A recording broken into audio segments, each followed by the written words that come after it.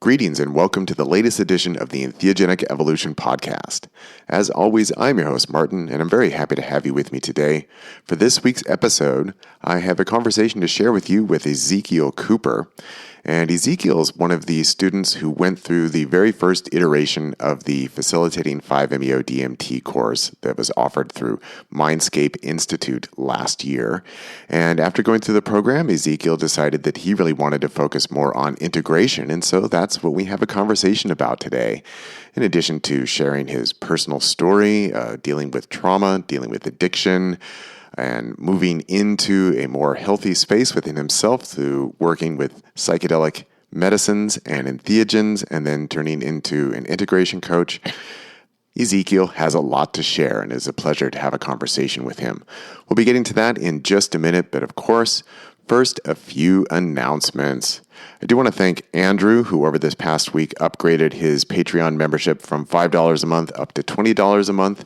At that level, that gets him access to the full back catalog of old Entheogenic Evolution podcast episodes that are available exclusively over at my Patreon page to my supporters at the $20 and up monthly tiers.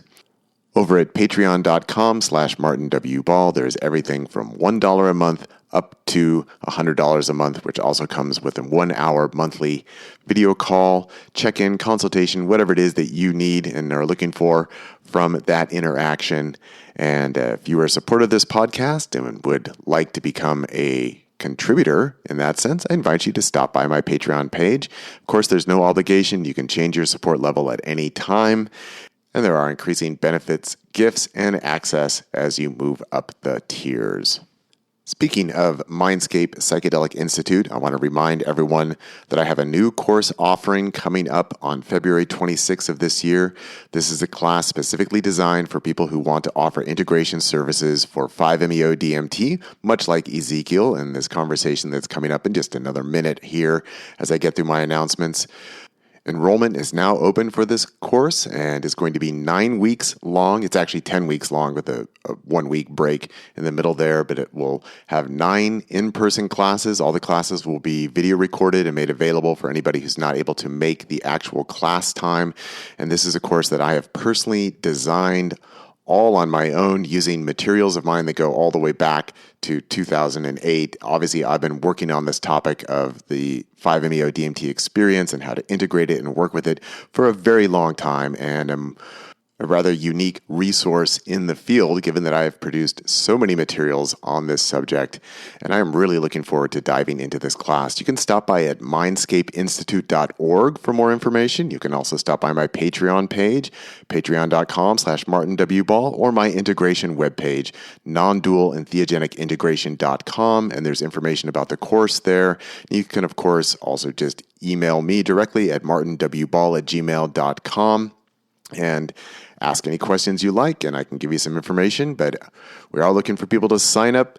There are only 15 spots available in the class. A number of them have already been taken, so if you are interested, it is time to start moving on that. And actually, just in a couple days here, Stephen Kirby from the Mindscape Institute and I are going to do a joint interview together, which I will release here on the podcast, talking about my class as well as the 5-MeO DMT Facilitator Training course. The next batch of students will be welcomed in on April of this year. And of course, Mindscape also offers a number of other classes in the facilitation and integration side of things. So Kirby and I will be talking about all of that and sharing more information with you, the listening audience. In other completely unrelated news, I'm happy to report that I have finally started my new album of music, working on the soundtrack to the audiobook of The Alchemist and the Eagle. I am now 3 songs in and really enjoying the process, and I'm going to go ahead and give you guys a little bit of a sample of what I've been working on here at the end of my interview with Ezekiel with a brand new unreleased track. And that is what is going to be filling my spare time over the coming weeks. But of course, I'm always happy to make time for you. If you need help integrating your entheogenic experience or need some help reflecting on your Bufo or 5-MeO DMT experience, I am, of course, always available to speak with you. I have 30, 60, and 90-minute video call consultations open. You're welcome to email me at martinwball@gmail.com if you'd like to set that up, or stop by at nondualentheogenicintegration.com for more about my services there. Well, those are all the announcements that I have for this week. Let's go ahead and get into this conversation with Ezekiel. You can find out more about Ezekiel online at his website, sacredjourneysintegration.com, and he is also available to speak with you and help you integrate your experience. And here I've got around a 90-minute conversation with Ezekiel for you so you can get to know him better. And let's go ahead and give it a listen. Here's Ezekiel Couper with Sacred Journeys Integration. Hey, I'm welcoming on to the Theogenic Evolution podcast, Ezekiel Couper, also known as Ezekiel. Maybe we'll talk about that. And I wanted to invite Ezekiel on for several different reasons. One is that he is someone who has sought his own personal healing and transformation through psychedelic experience. And he was also one of the students in the first cohort with the Mindscape Psychedelic Institute, the 5-MeO DMT trauma-informed facilitator training program. And Ezekiel and I also got to do some work together in the in-person portion of that program. Sorry, I kind of mashed my words together there. And now, having come out of the program, Ezekiel is offering Sacred Journey Integrations, and that's the name of his website, where he is offering consultation work and integration calls. And so we're just going to jump on into it with Ezekiel to learn about him and what brought him to offering Sacred Journey Integration. So that was my introduction for you, Ezekiel. Welcome to the podcast. Thank you. It's an honor to be here with you. This is really exciting. And I'll just kind of start. I bounced around a lot when I was really young. And when I was 5, I was adopted by my grandparents. And they knew I'd been through some stuff, but they didn't know what. So they took me to see a psychiatrist, and he had kind of mentioned that I didn't talk about anything outwardly trauma related, but that some of the behaviors that I exerted seemed to imply that there could be something underneath there. And he just said I was really outgoing and friendly towards strangers, which was very odd for a 5-year-old. Yeah. And he said normally 5-year-olds are a little more standoffish, and he kind of got the idea that maybe I would be trying to make friends before this person could hurt me. Mm-hmm. And he said there's a good possibility if something happened, it would come out during puberty. So from there, I went to high school. I graduated in Portage in 2001. I was working at Pizza Pit. I was looking at buying the restaurant, and then I fell into an opiate addiction. A good friend of mine had shoulder surgery, and they had prescribed him OxyContins, and he was like, "Hey, you got to try these." And so I gave them a try, and I really liked them. And then they were just everywhere. And right around that same time, I had started reading about mushrooms and cacti, and I even gave my hand at the PF Tech doing a grow. And at the end of that, I had kind of abandoned it all and fell really hard into opiates. And then it was about a 10-year battle trying to get off of these things. And it was back and forth. I finally ended up in jail after getting arrested for shooting up in the parking lot of a Burger King. And I was already on probation for just being drunk and stupid and getting into all sorts of trouble up in Portage. And so they sent me to the rehab halfway house, and I spent 4 months there, really working to clean up my act. I went to AA a bunch because it was the only way to get out of the place. So you go to work or you go to meetings. And so I just went to lots of meetings. I made friends through there. I was really working the program. And then the time came, I got out. And they sent me to another house, and I stayed there for a month. And then I finally moved back into, or I was renting a room from a woman, and I had a really bad relapse. And I had started going to college, and I was right into the second semester, and I just stopped going and fell out. And I was seeing a therapist at the time, and she ended up connecting me with, so I had this bad relapse, and I was having these people over, and my roommate did not like them, and she kept saying, like, don't bring these people over, I don't like them. I kept bringing them over, and so she kicked me out, and I needed a place. And my therapist was like, oh, I happen to have a client that is going to rehab in Arizona, and she didn't know I was relapsing at this time, and so she offered to let me connect us to sublet his apartment. And so I moved into this apartment. I spent the week trying to just go cold turkey off of the opiates. It was really brutal. And while I was doing this, I was reading all about psilocybin mushrooms, DMT, and psychedelic cacti. And so Ezekiel, if I could just pause you there for a second. So before we launch into the work with the psychedelics, so it sounds like what you described is you did have some very serious abuse when you were a child, and a lot of that sounds like it kind of got suppressed, that it wasn't really presenting within you other than sort of these odd behaviors of befriending strangers.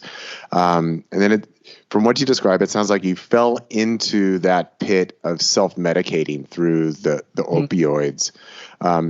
Were there other options for you? I mean, you mentioned like seeing a therapist, but it sounds like it was probably unresolved trauma or not really processed or dealt with. Right. And so like we can even go back a little bit into high school. I started using cannabis, and I got caught by my mom, who was a police officer, and she was just devastated, tears, the whole works. And it was really difficult. I felt ashamed.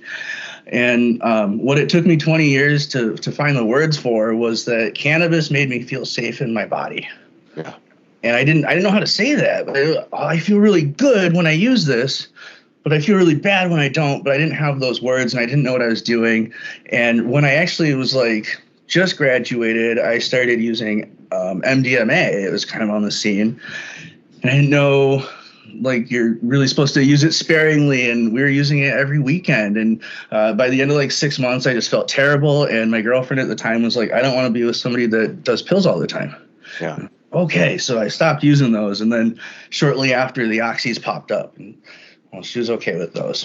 But yeah, so I didn't know it at the time, but here I was using these painkillers to treat like a emotional pain, and instead of physical pain. And before I knew it, I was addicted. Yeah. And it was like, oh gosh, I feel really bad today. And I had the runny nose, and my body was hurting, and it felt like I was getting sick. And I called my friend, and he was like, oh, you need more pills. You're addicted. No.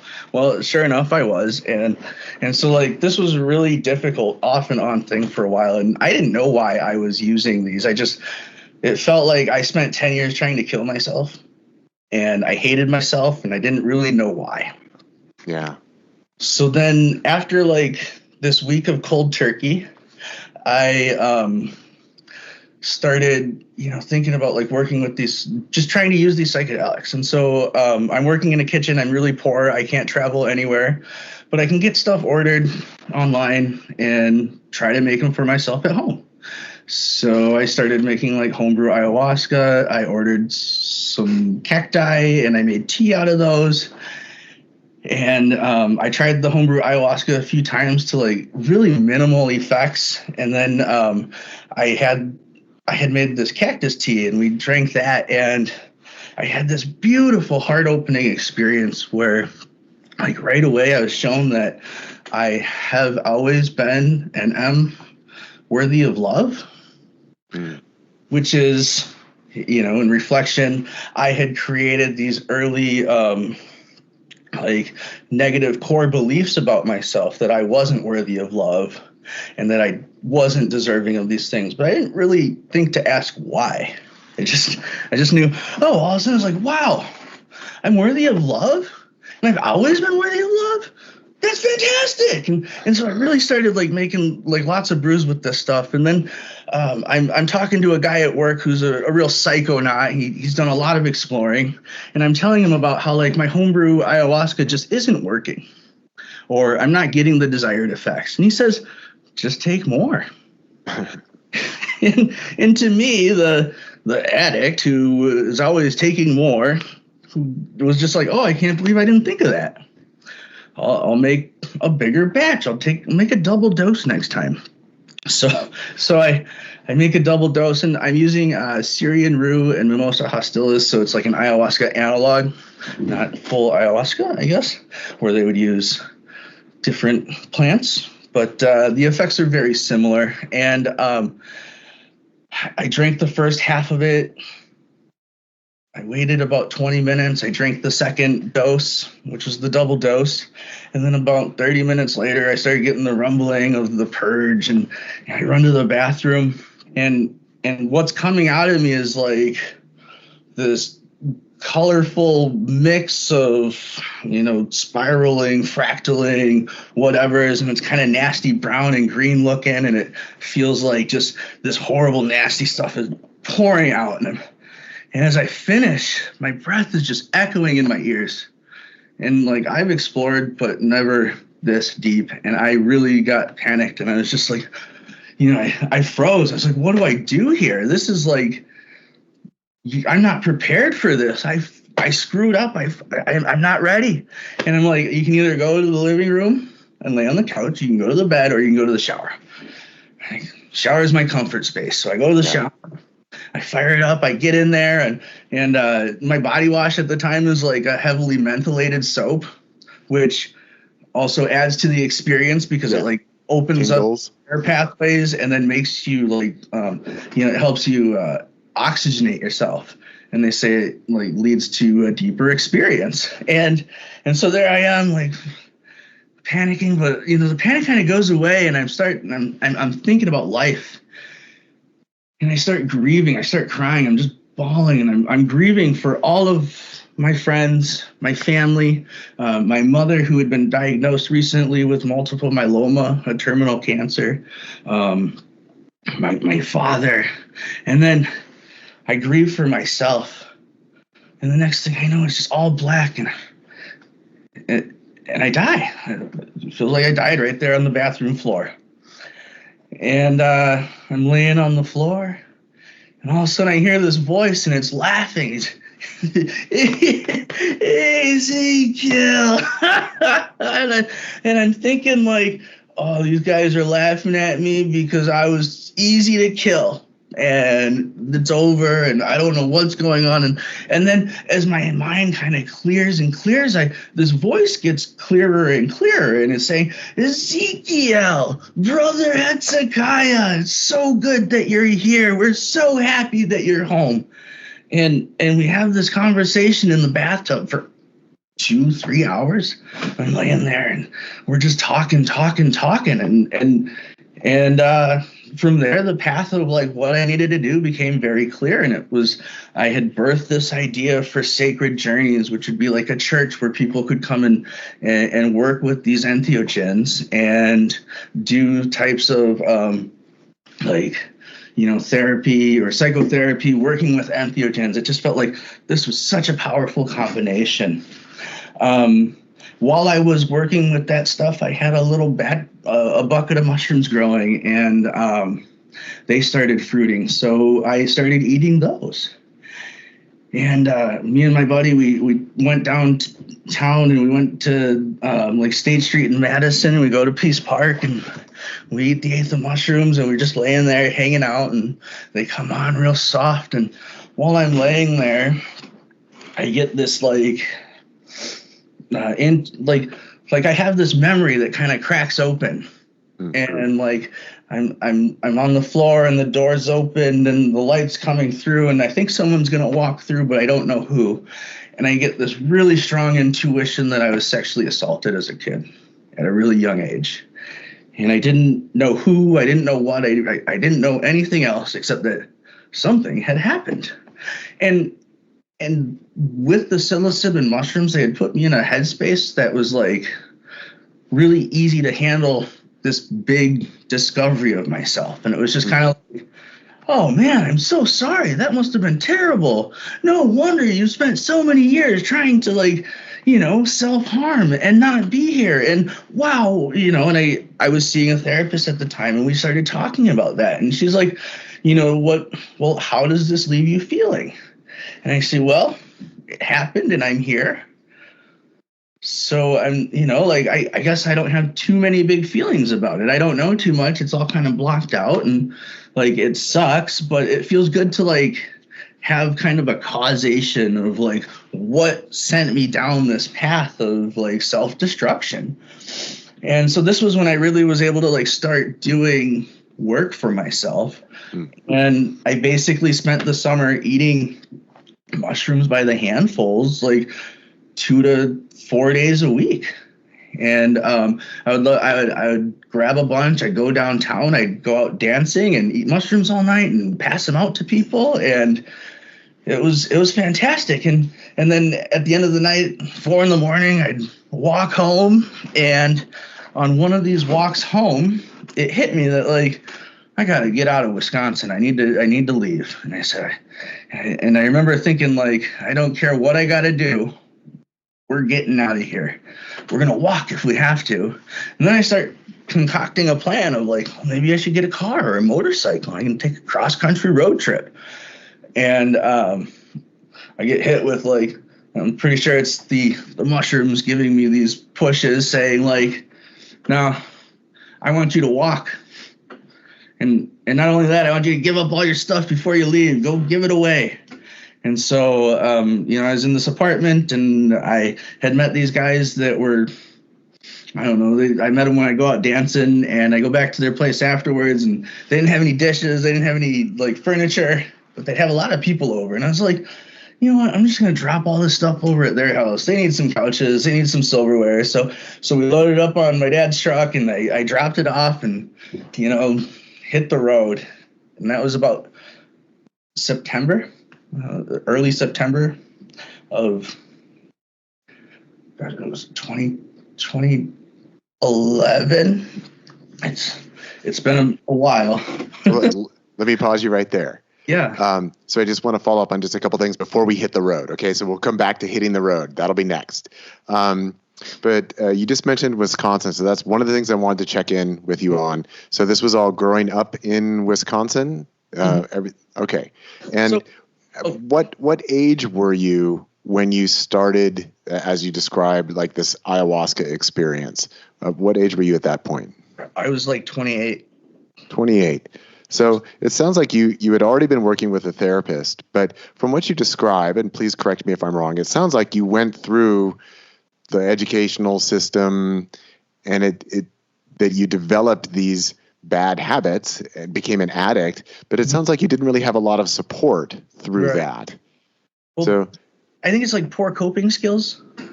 And I didn't know that I was coping with something, and it's taken so long to just like put all of this stuff together because I got out and like something was wrong and this helped. And I didn't realize how dangerous that particular thing was. And, 10 years later, they're saying like OxyContin is synthetic heroin. And I remember being like, I've never touched heroin. That's my biological mom struggled with heroin, and I watched her really struggle. And like, I'll never touch that. But, put it in a pill and a doctor stamps it and says, okay, this is safe and it's non-addictive and it's okay. Even though it's like literally end of life medication that they should be giving to cancer patients or people with like really, really bad pain. And, like I had no idea what was going on. My parents tried to be supportive. I was only in therapy because I had been court ordered, but through all this court stuff, it kind of like started to settle, like click that I needed to do something differently because I couldn't live the way that I was living in my 20s and like when I was in my early to mid 20s. And like early on, I had bounced around. We started in Madison, Wisconsin, and then my mom kind of took us to Nevada, and then we went to California, and then a bunch of stuff happened there, and she took me back to Wisconsin, and then I stayed with her father and his wife, and eventually they adopted me. And she had come back like a year later, and she was just like, do you want to come back with me? I was just, no. I was scared, and I said no, and she said okay. And then she took the bus back to California, and I stayed with David and Sabina. And then I think it was like 6 months to a year later that they adopted me. Or they're like, well, if you're going to stay here, we want to adopt you. And then they had to kind of like go through this process because my biological mom didn't know who my father was. And so my dad had to like spend time trying to find him, and then proving that he tried to locate this man, and then showing that they could not. And then they were able to get granted. And he was police chief of Madison at the time. And my biological mom had gotten into trouble with the law and took me to stay with him because it felt like the safest place to be at that time. And it wasn't until I was nearly 30 that like all this stuff started happening, I think. And just, like it was spending that whole decade of like 18 to 28, just like really trying hard to not make it to the next day. And by some miracle, I just kept failing at that, and I kept living, and I made it to where, we started getting these positive changes. And I tell people I ate mushrooms till my brain felt right. And I was eating them in large doses, and then I stopped, and then we hit the road on this walkabout, and I started. Okay, hold on. So I want to pause you one minute because I wanted to ask one more thing about this. So, and then in starting the work with like ayahuasca, starting the work with mushrooms, I mean, obviously this was a while ago, so all of this is more accessible now, and certainly more accessible through like trained facilitators and therapists and things like that, even though it's still much of it is underground, but it's a very different environment. But you were kind of embarking on this on your own. I'm curious, when you started, did you consider like maybe going to an ayahuasca retreat in South America? It's one thing to like, I'm going to brew it on my own and make it. And certainly people do that, but especially somebody coming with, a complex background of trauma and, problems with the law, things like that. It's not the recommendation, right? It's not like, well, just go brew your own and do it. You did, you survived, you made it through it, and had a positive impact on your life. So definitely want to acknowledge that. But I'm curious, did you look into, could I get somebody to do this with me and for me, or did that not even seem like an option for you at the time? Well, I was working at a restaurant making $10 an hour, paying, over half my wages to rent, and then the rest was going to like food, and literally like I had no money. My mom wasn't giving me money. My parents weren't going to, and talking about like this stuff just felt like more drugs what it to me. It was like, more drugs. And because of where I was coming from, it didn't really matter to me, but it felt like this stuff was different than what I had gotten into, because it seemed to be like creating these positive changes. I spent hours and hours reading on the shroomery. And then through the shroomery, I got linked into the DMT Nexus. And then I spent hours and hours and hours reading and like learning through there. And so like I didn't go into this blindly, but like I've spent a long time in those forums. And even the first time that I was introduced to mushrooms, it was like, I forgot how we got spores, but it was like my friend Jimbo that was my friend's roommate in college was like, oh, you can order the spores here, and then here's the PF tech, and you just need a pressure cooker and some brown rice and some vermiculite and some time. And so like we read that, and I feel like that when I was 18 trying to do that, that was like the first time they called and we're like, hey, we got something for you. Yeah. You should sell. And after reading like a lot of stuff on Aroid about like the mescaline containing cacti, I just decided that like the cacti weren't worth it. And so I just tried the mushrooms, had some experiences, but they were kind of scary, and like I took too many and didn't like it, and so then I just like was like, no, these opiates feel way better. And I just slipped into that because it was like I didn't have to feel anything, I guess. Yeah. Well, I'm glad that we were able just to get into this bit of your story, because I think it's important to recognize, like you were saying, that you're just working at a restaurant. You didn't have money to spend on a retreat. You didn't have money to spend on travel or on a therapist. Like now here in Oregon, we do have the psilocybin assisted program, and most of the clients for that are coming from out of state, but that's $10,000. Or, there's retreats in Mexico that are offering, guided services, but it might be $15,000, $10,000, $30,000. That I think that this is an important part of the discussion around making psychedelic therapies available to people. That not everybody has thousands of dollars to spend, that it does tend to lean towards the affluent in that sense. Yet you're a very good example of someone who not only had a background of trauma and abuse, but also, again, like we've been discussing, the drug dependencies on the opioids, which is just given out like candy, right? And originally, everybody was told, oh, this stuff is not addictive, right? Which is total bullshit from the beginning. So you got caught up in all of this. And so that's what I'm just trying to highlight, is how I'm glad that you didn't fall through the cracks, but it sounded like for many years you were falling through the cracks. And even though you did have family to support you, you did get passed around a lot. So I just want to kind of honor that and recognize that, and acknowledge that it's generally not the best advice to just do your own research and do this at home. But you were able to do that, and it had a positive impact on you. And it sounds like you probably didn't have any other options. It didn't feel like I did. And, anything over like a few $100 felt pretty impossible, which is why like the walkabout where I just gave up my stuff and hitchhiked across country felt pretty doable. Yeah. So let's go ahead and continue with that then. Let's hear about the walkabout. I want to add the caveat that like, because of the way that I have approached this, the biggest difficulty or downfall that I have come across is that like, I got hurt. I got PTSD from taking too much and having bad experiences, and I've had to like work through all of that shit on top of my other shit. Yeah. So like, no, this sucked, and I wish to God that I had elders to show me the way.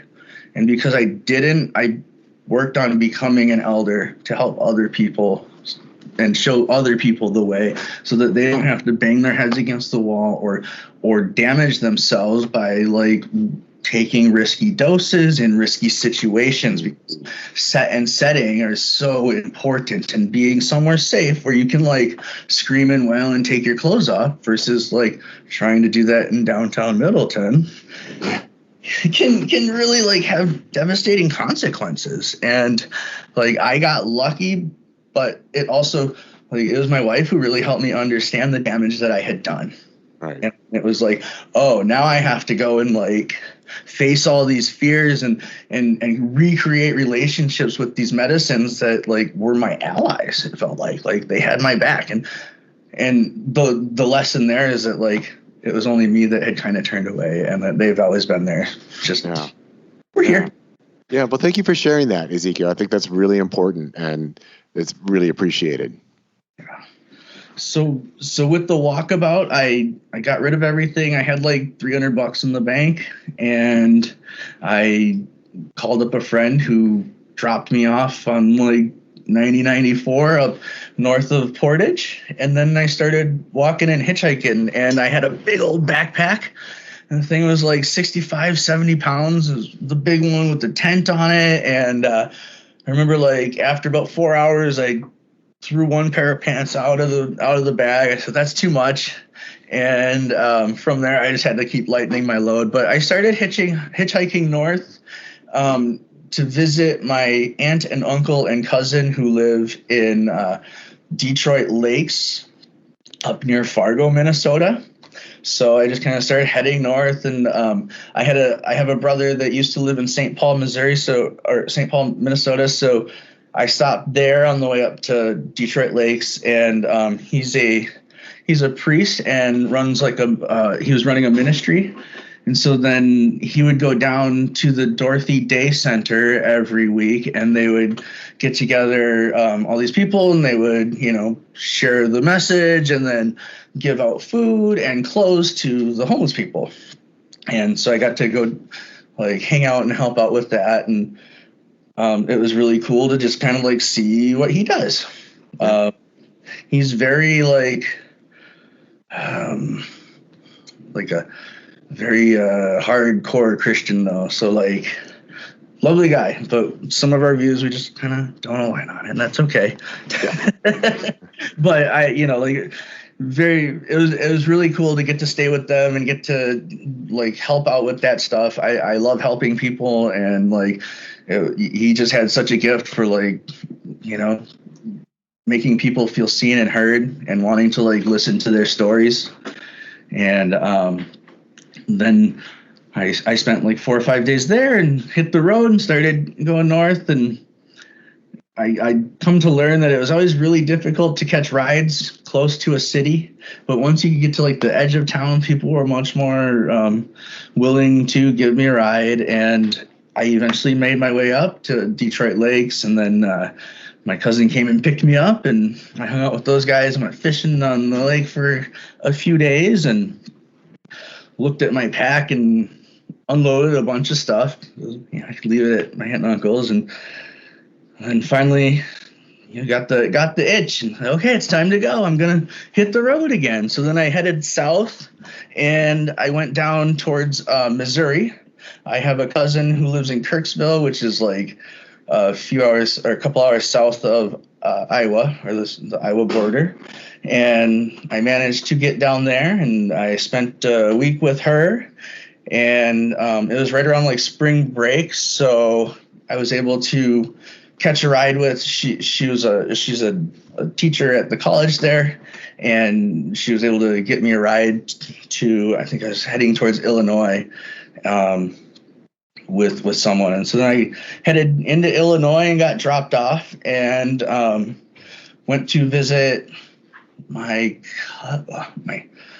Peter's first daughter or my brother that was in Minnesota. He had a daughter from a relationship very long ago, and she was like my age, and then he had remarried and had another family, and we had just kind of gotten to know her. And so I was like, hey, I'm coming through your area. Can I stop by?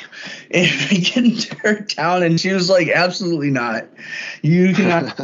I'm going to get you a room at this motel. And, that was kind of that. And it turned out that she was really struggling with like drug addiction, and I don't think wanted me dropping in on that. And she actually got arrested shortly after. And like, so kind of all made sense later when it was like, oh, I understand. And so I quickly headed south and was making my way out of Illinois. It took a while. I ended up taking a really long time to get through Georgia.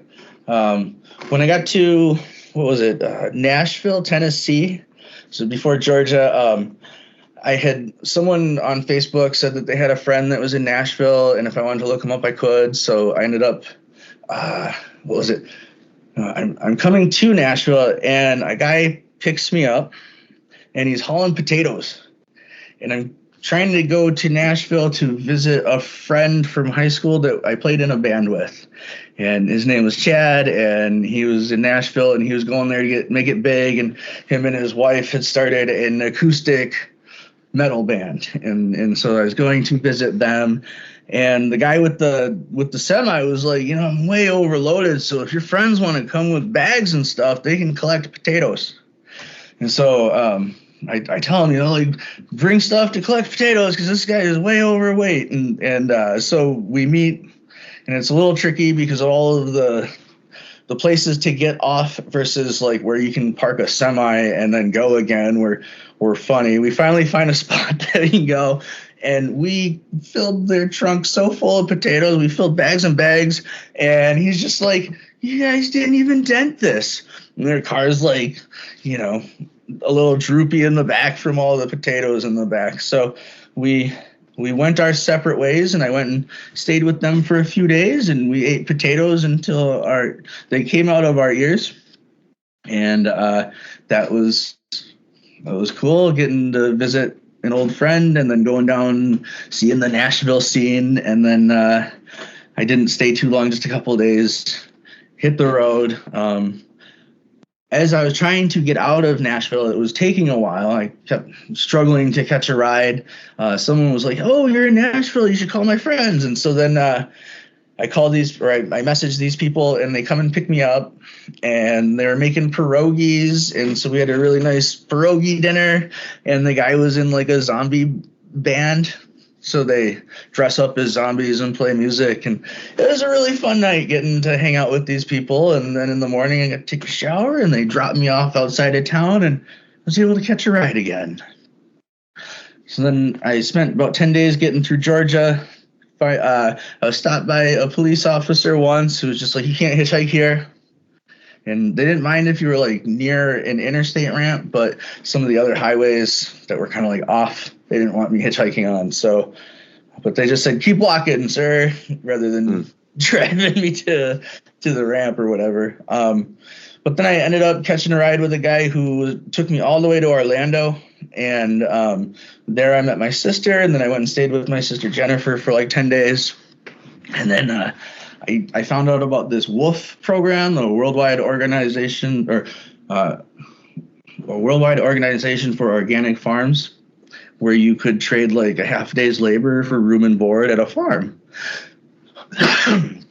So I decided I was going to do this. And I go to this, I find a farm, and I go there, and the guy's wife had left him just before I got there, and he was really like a struggling farmer, and he was looking for like somebody to just work from morning till night or sun up to sundown 7 days a week like he does. And after, like a couple months of that, I was like, I got to get out of here. And so it was right around Christmas, and I was like, oh, my mom's got cancer, so I'm going to go home and see her, and I might be back. And then I just, I told him I wasn't coming back afterwards. Sorry, buddy, I can't come back. I want to be by my mom. Which wasn't entirely true, because then I bought a plane ticket to Mexico, or my mom bought me a plane ticket to Mexico for like $150. And after Christmas, I flew to Mexico and then started kind of backpacking through Mexico and into Guatemala. A guy that I worked with at the pizza place, or at the place I was working where the Psychonaut worked, he was going to Mexico and was like, "Hey, you should meet me there." And I was like, okay. So I flew into Cancun, and then I traveled south to Tulum. And like, I was interested in the ayahuasca stuff, but even getting connected to that stuff was like still over my price range, because the stuff I was finding was still like tourist stuff at this point. And it really wasn't like popular like it is now. And even when I came back, people still weren't talking about it until like years later. I remember like being at work at a bar and hearing some guy say ayahuasca, and it was just like, oh, these guys are talking about stuff. But most people had no idea what that was at that time. And so I don't know, it was more just like a time to travel and feel myself out. And so I spent time in Mexico, and we went to Palenque. One day we went out to the fields outside of Palenque, and we were like hunting for mushrooms in the paddocks and stuff, and we found so many. We're coming back in, and I go to this place called the Jaguar, and it's like the first place you can come to. They've got a brick oven. They do pizza there, and we're like, let's go get a pizza, because we've been like walking for the whole day. And all of a sudden, guy walks behind me with a big with his hair up and dreads, and I was like, holy shit, that's Anthony. And I'm like, Anthony, and like he turns around, he's like, Couper, and all of a sudden we connect, and we started traveling together for a while. And I didn't know if he was coming that way yet, or he said like he might be going to Palenque, and I was like, Palenque. So it was cool, because I was staying at the wrong place and he was staying at the front of the park, and we were able to connect. And we traveled some more, and then we ended up in Guatemala, and we parted ways in San Pedro. And then I ended up going to Zephyr Lodge for a while, which was in like Lenquin, Guatemala. And it's there's a national park there called Samuk Champay, and it's these beautiful pools with a river that comes through. And the hostel that I was staying at, you could go tubing, and they'd take tours there, and it was really cool. Well, this hostel was way out of my budget, and they took your passport, and then everything was on tab, and then when you left, you could pay the bill and go. And I was like, oh yeah, here you go. and then I built myself a tab, and then I stayed there for like a month, and I was getting a little nervous there, but all of a sudden there's a fire. And they started collecting on everybody's tabs, and I was like, oh no, I don't have any money. And I ended up reaching out to my parents, and they helped me cover the bill, and it was like $2,000. And my mom was just furious. She was so mad because, like, here I was buying a one-way ticket to a different country, overstaying my welcome, building a debt, and then like getting into trouble with some people that, like, if I don't pay this debt, I was worried. And so then my mom's like, fine, but you have to come home now. And as soon as you get here, I don't want to see you, and I'm not talking to you anymore. And I was just like, oh, crap. So I go to Guatemala City. I had to get my passport. I had to get a temporary passport because mine had expired. More of my like unpreparedness and just like trying to wing it, which was not smart. And buy that return ticket. It's always very smart. That's kind of my lesson there. But I'm so grateful that my parents were able to bail me out, and then I'm in a position where like that was able to happen. I don't know what I would have done otherwise. I was really spooked, and that was kind of like a little bit of a slap and a wake up that, like, you're kind of getting careless here again. And while I was traveling, I had been like drinking a lot. And for a while I had stopped. And okay, so hold on. So Ezekiel, I just want to pause you because clearly you're a man of many stories. And I just want you to know, I'm kind of looking at the time, and we do have some other things that we want to talk about. So I've got a couple questions for you at this point. Is there a point at which you would identify as maybe a turning point in your life, that there's been like a lot of chaos that you've described so far? And then the next question is, when did you become interested in 5-MeO? So, and this is kind of coming together because after that we had moved, and I had started working at this place, a laboratory called this. It's Dibel Laboratory, and I had stopped working with mushrooms. I had started like microdosing at that time, which is kind of like before that was really popular also, as just like a way to keep using it without like taking large doses, because like we had responsibilities coming, and also I was like, well, I can't be doing this all the time or be as far gone. So what can I do? And I started doing these microdoses at that time. And then when I went to Dibel, I was working in the media department. I applied and I said that I grew mushrooms and had experience working with agar, and they said, great, you're hired. And they tested food for bacteria, so like E. coli and listeria, stuff like that. Mm-hmm. And so in the media department, we're just like mixing up agars, boiling them, dispensing them into the test tubes. And while we're doing that, you can listen to music or radio or whatever. And I start listening to these podcasts. And I think I was listening to like the Joe Rogan podcast, and Mike Tyson was on talking about trying Bufo and how it completely changed his life, and how it took him from wanting to be like the dominator to just being a guy that could get along with everybody. Yeah. And I was like, wow, that sounds really interesting. And I had read about 5-MeO and I had heard about 5-MeO beforehand, but it just never really like sounded interesting. And so that piqued my interest. Then I was listening to Psychedelicast, which is another psychedelic podcast, and he was interviewing Brooke Terror from the Universal Shamans of the New Tomorrow. Okay. And she was basically like, I think that everybody in the world should try this medicine, and I will serve anybody that shows up. So I was like, well, I guess I got to show up.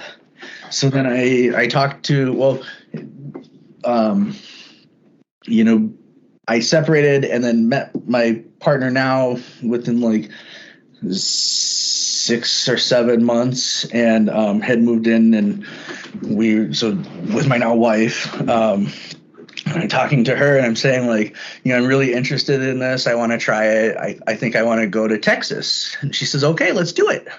And she's really supportive because she's heard about how I've used all this stuff in my life and how it's been very valuable. And so she's very supportive. And she says, okay. So we set it up. I end up going.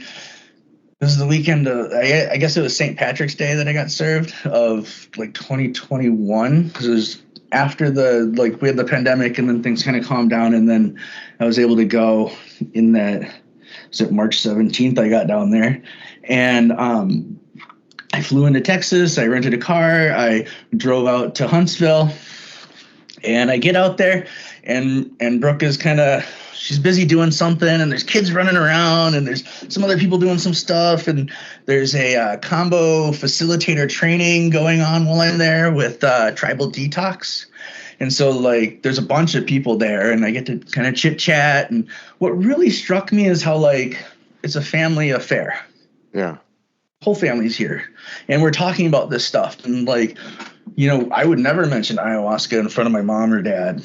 And, like, here we are, like, talking about ayahuasca with the kids, and like having pictures of these like shamans that come through and facilitate the ayahuasca ceremonies or the grandfather ceremonies. And it was just like, wow, this is so cool. This is like how I want to be able to like live my life. Yeah. Like, and not scared that people are going to judge me for this stuff. And so she's getting something ready, and then finally, like, we can go back. So she grabs her assistant, Guy Brown, who does like a medicine for the people, like spiritual retreat in Texas twice a year. He was a really nice guy. It was really fun getting to know both these people in the short amount of time that we were there. And so they have like a big field about the length of a football field, and at the back of the field is where like the sanctuary or whatever. And they take me back there, and they kind of run over how it's going to go down or what's going to happen. And then I sit down. I think I was on my knees or sitting. No, I think I was on my knees. And she said, okay, she's going to light it. You're going to inhale, try to hold it in for as long as you can.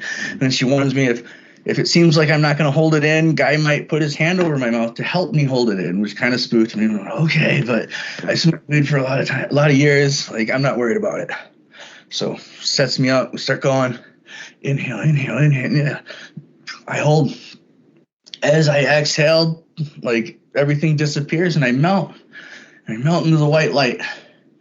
And then next thing I know, I hear this noise, and I'm thinking, what is that noise? What is it? And as I come back to my body, I realize that it's me just screaming. Yeah. And then when I realize it's me screaming, I just burst into hysterical laughter. Just, and I look over at them and I say, you guys are just out here killing people like it's nothing. You're just giving people their lives back. And I really felt like everything that was important was really clear at that point. It was just like I had been so worried about so many different things, but really right here is what this was about. And it was about being able to hold this space for other people that want to have this experience. And it was like, oh, well, this is what I want to do with people. So I spent the afternoon hanging out there, and then I caught a flight home the next day and tried to figure out how I could do this. So Brooke had mentioned that they were starting a facilitator training, and so I reached out and tried to get connected to that one. And there was must have been some kind of drop in communication, because I filled out my application and I told her I wanted to come. And then when it was coming close to time, I had reached out and she's like, oh, you want to come? Oh, I didn't realize. And I was like, oh no, because I had started planning this out at home. I had my wife take off 2 weeks, because it was you go there for 2 weeks and then come and then you're done. And it turned out that there was some sort of hiccup and they were changing the program and they had changed the dates and it was going to be 1 week instead of 2. And I was just like, I can't swing those dates. We took off these days. We can't change it. It's just, it doesn't work. So I took a little at-home staycation and hung out with the family and then kind of reconvened. And it was like 2 weeks later, I come across a clip from Fox News, and it's Jesse Waters interviewing some woman in a church in Utah talking about Bufo. And I'm like, what? And then it's this, they showed the guy that is serving, and he's talking about it. And I'm like, well, I'll reach out to this guy. And so I reach out to him, and he tells me that, like, Brooke is really great, but, you know, if you really want to get the real deal, you got to go stay with the Siri tribe. And he kind of explains what happens and how that works. And he says, so basically, whenever you're ready to go, you reach out to me, you fly down to Arizona, you cross over to the Siri tribe, you stay with them, you give them X amount of dollars, you stay for a couple weeks, you do a few days on Shark Island, you come back, you go back. I don't know exactly what goes down, but so, you know, it's the initiation that they do. And so, like, and if people don't know, Siri tribe is the tribe that carries this medicine and blesses other people to carry the Bufo, I guess. Yeah, and actually, I'll just make an insert there, that it's also important to recognize that it was Octavio Rettig who introduced this Siri tribe to Bufo and toad medicine, that they did not have any prior history of that is documented within the contemporary era, and it has now been incorporated within their culture. And so they do use it quite regularly, and obviously they're initiating people now, but it's not that they have an ancient or long-standing unbroken lineage of working with it, but it's very much a part of their culture now. It sounds like a really cool experience, and I was really gung-ho, and okay, that sounds great. And so I'm keeping in contact with this person who does this, and kind of getting more into the community and learning more and doing more research, and all of a sudden, like, some stuff comes out with this guy that's like, you know, he's just, it sounded like he had essayed his girlfriend during Bufo ceremonies and admitted it, and I was just like, I don't want anything to do with these people. Like, for me, that was like the line that had been crossed. I was like, okay, no, I'm done. Yeah. And, so then I was just like, well, I guess we're going to find something else. And it was not much longer that I was scrolling on Facebook, and an ad for the Unchurched University's 6-month facilitator training came up, and it said, reach out. I was like, okay.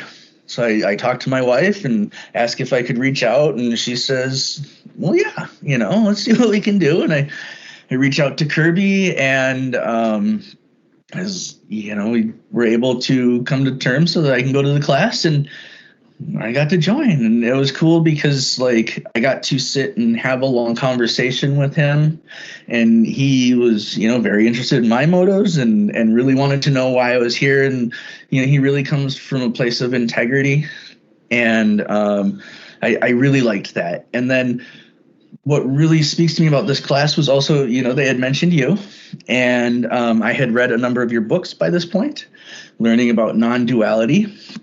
And I have to say, like, I read the Entheogenic Liberation, and that one, like, rocked me to my core. I had to, like, go over my entire ontology and decide, like, what jived and what didn't. And then, like, it really, like, I spent a lot of time thinking about this stuff, and it was just like, oh, and I was like, man, that Martin Ball, you really got me. And in the book, I was saying, like, you weren't going to teach people to do this, or like that you didn't want to train facilitators, but that there was a need for people that have, like, done the work to serve other people. And I was like, that's cool. And when I heard that you were going to be part of this, it was just like, absolutely, I gotta reach out. And we were able to do it. And I love that it was like a 6-month online class where we got to talk about all the ins and outs. It was very safety oriented, and Another thing that really strikes me about Kirby is when other people talk about him, it's always in the highest respect, you know. And that's what I look for with like people. And when I judge other people's characters, it's like, well, how do other people talk about this guy? And people always speak so highly of him, and I completely understand why. And it was just being able to really dive deep with the people that were in the class, and then having the experiential as part of this was just really amazing. And I'm so grateful that everything else just fell apart because it landed me where I needed to be. And it was about 4 months into the class where I was doing some meditations, and it just struck me that like all of this work with psychedelics wasn't just some guy trying to get high. It was like you were learning and you were doing work and you were learning stuff that other people don't know about. And now, like, when I can talk to people and I can share knowledge and information and resources and help other people connect in different ways, it's like so cool. Yeah. So, something I just want to comment on is that from what you've shared of like your own story and your own progress, that I'm really glad that you ended up with Kirby and myself. And yeah, it started as the Unchurched and then shifted to the name Mindscape Psychedelic Institute. Because, I've had Brooke on the show, talk to her about the Universal Shamans of the New Tomorrow and what she does down there in Texas. And I think you probably really, I think you were more ready for kind of a more academic kind of setting that's not just focused on the experience and serving, which I'm not saying anything about Brooke's program or anything like that, but you dove in plenty of times already, right? That you've done a lot of work with yourself, a lot of experience. And so kind of getting that opportunity to be in sort of a more formal classroom.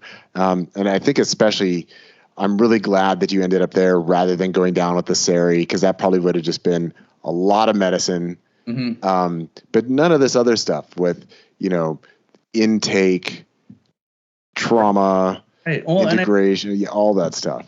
I love the group of people now too, because I have people that I can reach out to if I need help, or I have people that I can refer people to. And there's just like, now there's this group of people that are ready to help at a moment's notice, that want to help other people and be part of this. And they're all different walks of life. And some of them are doctors, and some of them are therapists, and some of them are, I don't even know, have lived their lives and found this as something that they want to kind of like adventure into. And so like, that is just incredible. And I want to just back up. There's a part of the story that I guess I glossed over.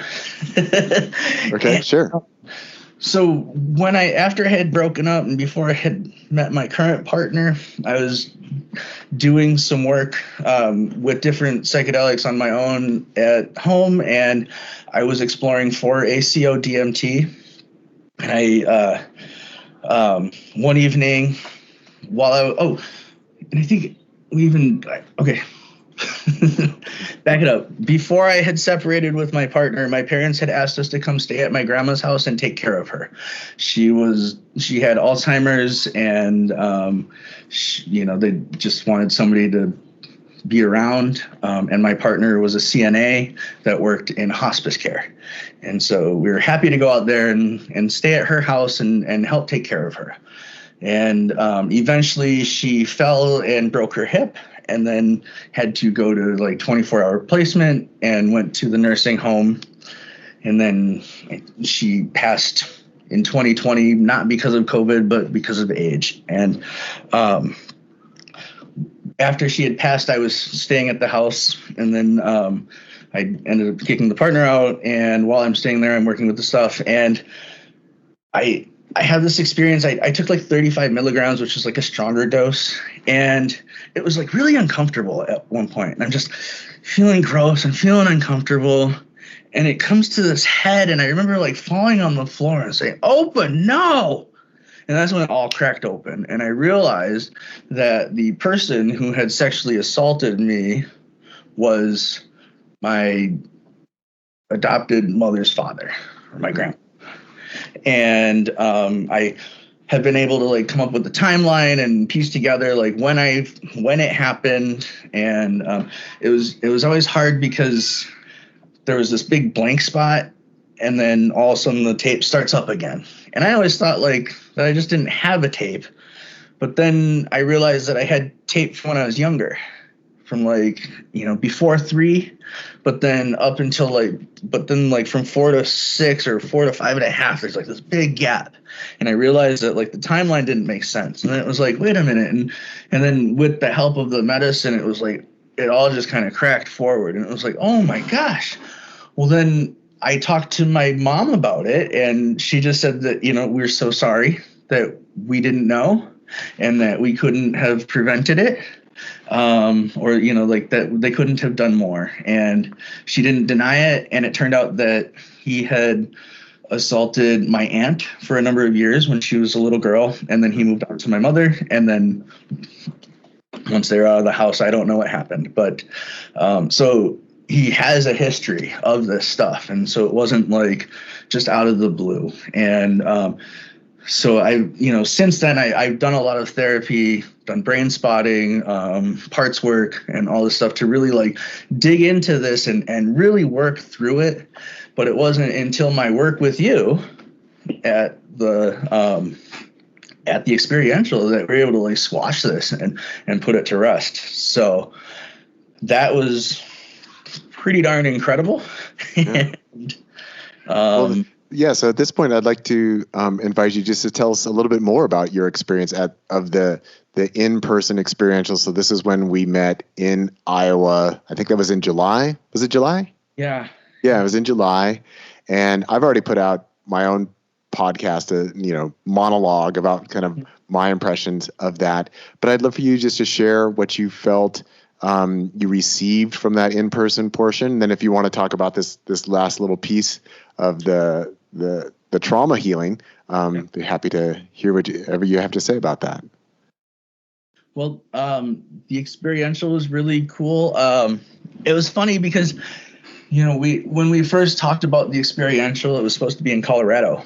And, well, then one day Kirby was like, no, I don't want to like change your guys' minds or sway your decision or anything, but there's this place called Broadhorn, and I love it, and I think you guys might like it too. And I don't know, maybe we should go there, but I don't think we should, because Kirby has that way of not wanting to push his opinions on us. And I was like, well, I really want to go to Colorado.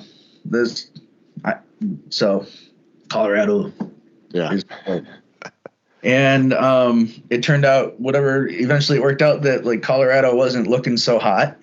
And then it turned out that you would not be able to make the dates for Colorado, but you could make the dates for Iowa. And I was like, well, Iowa it is, because, I want to be able to like get these experiences with these people, and like I want the most amount of people there. So that felt like the place to go. And I love the mountains. I don't get out there very often, so it's like really beautiful to see, but I also do picnic in high altitude, so maybe it wasn't the place. And Broadhorn in Iowa was absolutely gorgeous. It was just south of St. Charles. I drove there. It took like 8 hours. I rented a cheap hotel room the night before, and I came into town with a tornado, literally. Like moment before I got off the exit, there was one that came through. And so then when I came into the Broadhorn place, it's on top of these rolling hills. It's a lot like it's like the Driftless almost. In Wisconsin, we have the Driftless, which is a type of like rolling hills and valleys, and just like that, but like even better in some of the areas that I've seen. So once I got there, it was just like, I am so glad to be here. And then as I got to meet everybody in person, it was just like, oh, here's my family. And we've all been talking for a long time, but now we're together, and it feels right. And it was just like hours and hours of talking the first day or two. And then we got into the work pretty quickly the next day. And we got to serve each other low doses. And it was beautiful. It was just, there's a walnut grove down in these rolling hills, and we went down there, and it's shady, and we've got this music playing, and we're providing a safe place to have these incredible experiences. And day one went really, really well, or like day one of serving. Yeah. And day two, I think we went a little bit deeper. I'm not sure if it was day 2 or 3 that I went for a full release dose, but I wanted Kirby to serve me. And so, because he had offered, and I was like, well, okay, I'll take you up. So he says, well, why don't you go last? Okay. So, we're wrapping it up, and he's, all right, let's come over here. He gets me set up. He measures out my dose. Later, he said it was about 12 milligrams. And, I take it, and I just can't get this full release, it feels like. And he had a vape pen that I was able to use, and I was able to signal for more medicine if I wasn't where I wanted to be. So I signaled. And then at one point, the signal got confused with more medicine for more Agua Florida. So I kept like this, and they kept spraying me down. They had to be like, no more medicine, please. And then everybody goes, oh.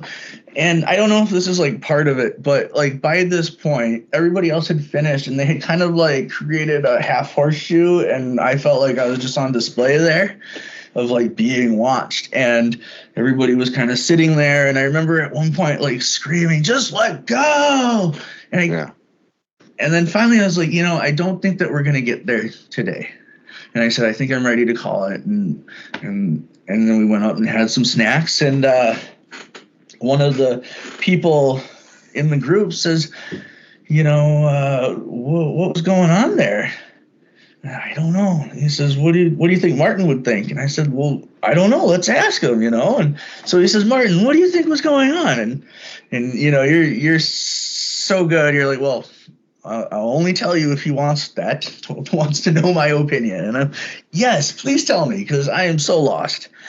And, you said, well, you've got an energy blockage right there. And you point to my abdomen, or just off to the side of my solar plexus. And I'm like, oh, that makes sense. This thing jitters. I could see that, but what do you mean? And you said, well, if you want, I can help you work with that.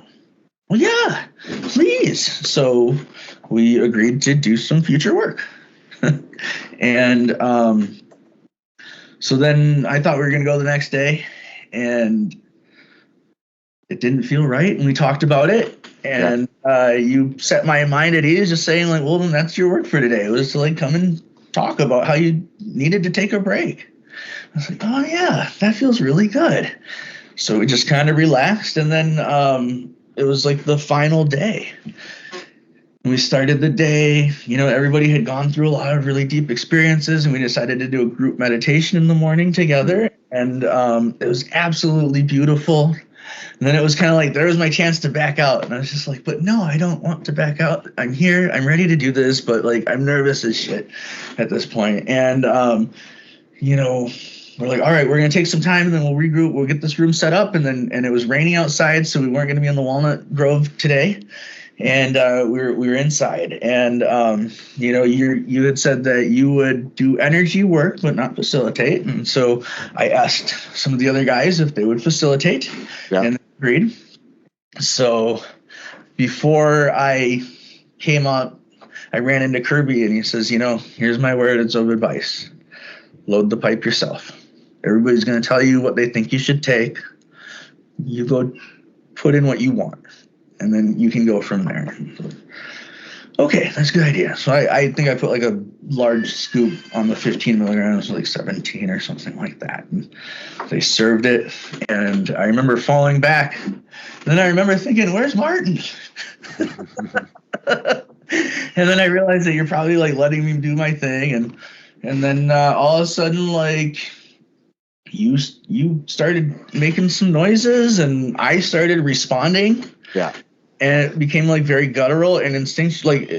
It wasn't I was.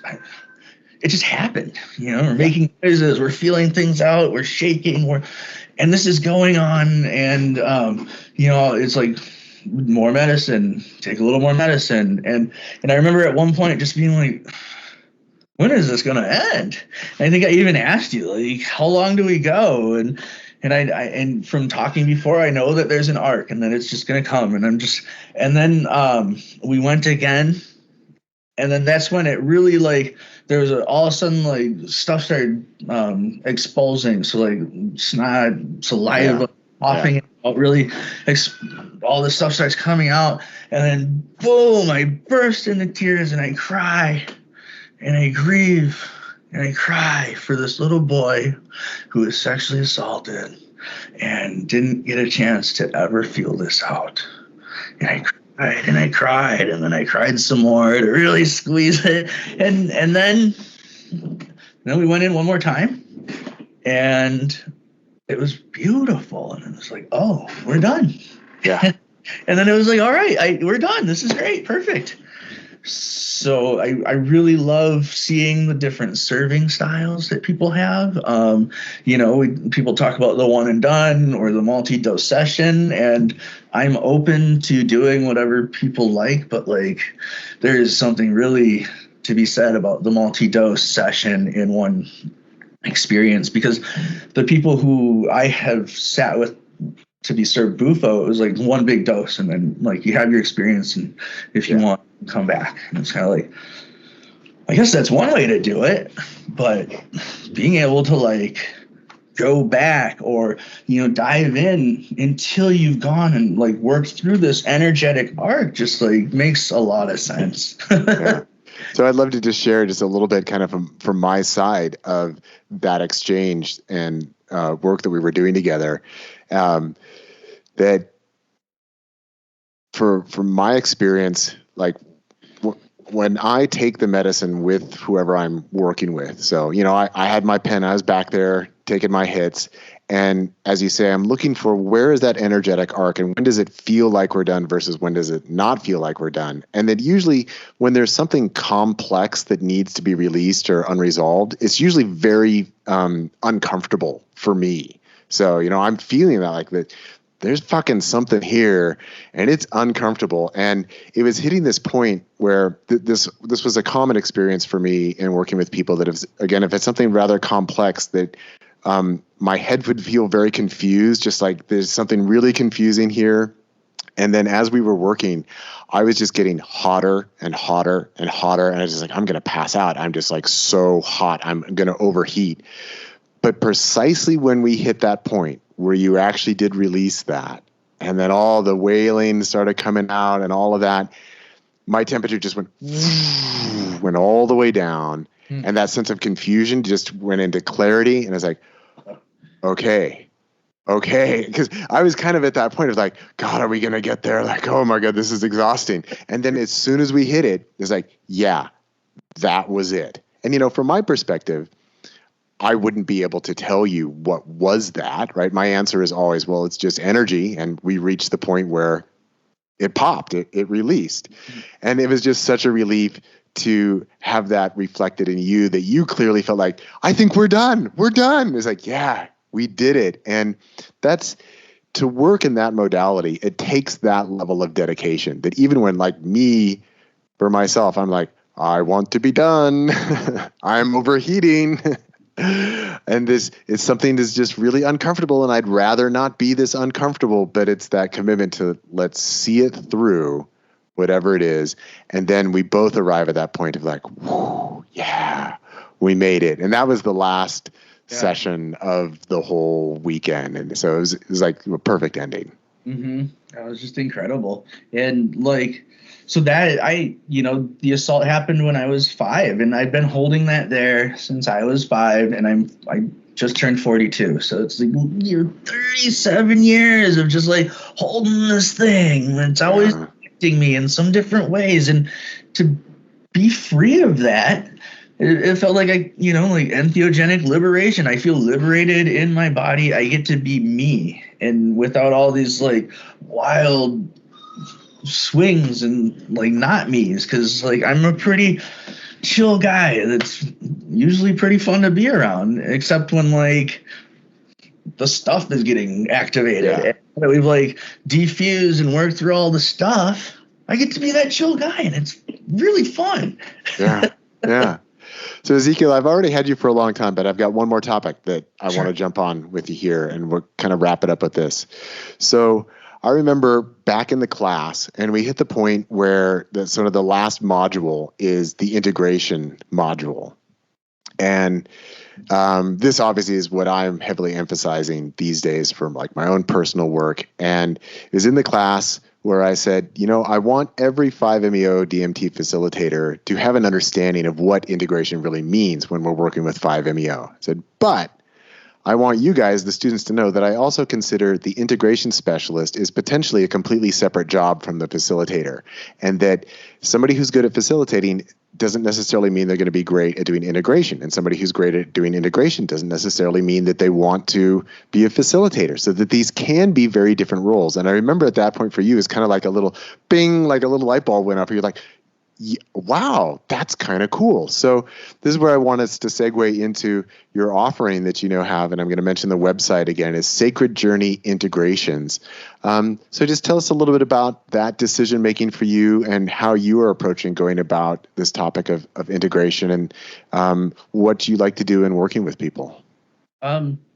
It's funny because, I've been hearing integration, and people have tossed around integration for a long time now, or, for a few years. And I keep thinking, like, I don't know what that is. And I don't think I'm really good at it. And it turns out that I've been working on integrating big experiences for a really long time. And I'm actually a good listener. So like these things kind of go hand in hand. And because I've done the work and been experienced, like I have a lot of life experience to sit with somebody who's going through whatever they're going through and help them find meaning there. And a lot of that is just being with people and holding the space again, and willing to let people you feel that stuff out and let them talk, and not projecting my, like, not trying to direct them in a certain way, but helping them to just explore what is there. And I think it was that class where I was like, because I've been talking to my wife about it, and she's like, yes, you do. And as I look back, I realized, like, I've spent years on forums, on Reddit, on the Shroomery, on the Nexus, on Facebook, in different groups, helping people with their experiences and kind of like getting their life back, because sometimes things go sideways. And due to my haphazard way of like exploring this and doing a lot of dumb stuff that caused a lot of like damage at times, and then having to like clean that up, I can relate to what a lot of people have experienced, and then again, like, help guide people to avoid those pitfalls that I have made. And a lot of that is just like set and setting type stuff. Years ago, I worked with Pharmawaska, which is like extracted DMT and extracted Harmala alkaloids, and I overdid it. And I took a dose, and it was great. And I was like, okay, a few hours later, I'm like, let's redose, because this is incredible. And then it was late. I thought, well, I'm just going to take all my clothes off and go lay in my bed and be here and then have this experience. And the next thing I know, I'm like trying to leave the house, and my roommate's trying to stop me, but I keep trying to leave. And I realize I'm naked, and he doesn't want to wrestle a naked guy. And he lets me go outside, and the next thing I hear is, get down on the ground. And here I am, the police are there, ambulance is there, and I'm having a non-dual experience, like my first, really deep. It was like 13 years ago. And I remember getting in the ambulance. They're trying to ask me what I was on. I couldn't even tell them because I was too slurry or whatever. The next day I wake up in the hospital bed, and like my friend comes and picks me up, and like this really was like a scary experience where it was like, hey, he's like, hey man, I don't think you should do that stuff. Yeah.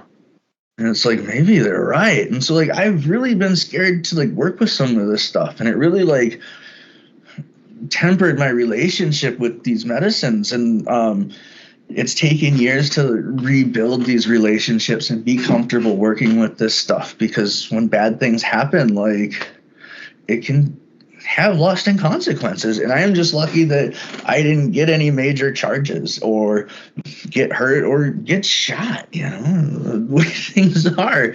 There's a lot of ways things can go sideways. And so, providing safe places for people to have these experiences has become really important. And then also providing people like a safe way to talk about it and to, bring it into their life in a meaningful way has become really important too, because that's where the real work is. We can do these medicines all day and like not gain anything. And you can take medicine and have a brain that's ready to change and go right back to your daily habits if you want. And by doing the integration with someone else, it gives us the opportunity to really dig deep into these experiences and just get so much more out of it. And, we had the integration as part of that class, but then I jumped into the Mindscape's integration course. And watching, as part of that, we would do like live integrating and going through the integration worksheet that we have, and like watching different people piece together these experiences and help somebody like just gather all this information about themselves that they can use now was incredible. And I'm absolutely sold that like the integration is so important, and it's not just a buzzword of like, oh, we do integration or yeah. All right. Awesome, Ezekiel. Well, I really appreciate everything that you've shared today about your own experience, your own journey. We've gotten to see some of the dark edges there and some of the light shining through. And it's just a pleasure to see you at this point in your life as who you are and what you've been through, and that as hard as it's been for all of these things that you've had to endure, that does add wealth to your perspective in being able to help others and help them work through these things in a way that is healthy, that is supported, that is normalized, where people can talk about their deep experiences and share their pain and do the healing work of transforming and becoming more fully themselves in a way that is integrated and grounded and clear and full of passion, which you clearly are. And it's beautiful to see, Ezekiel.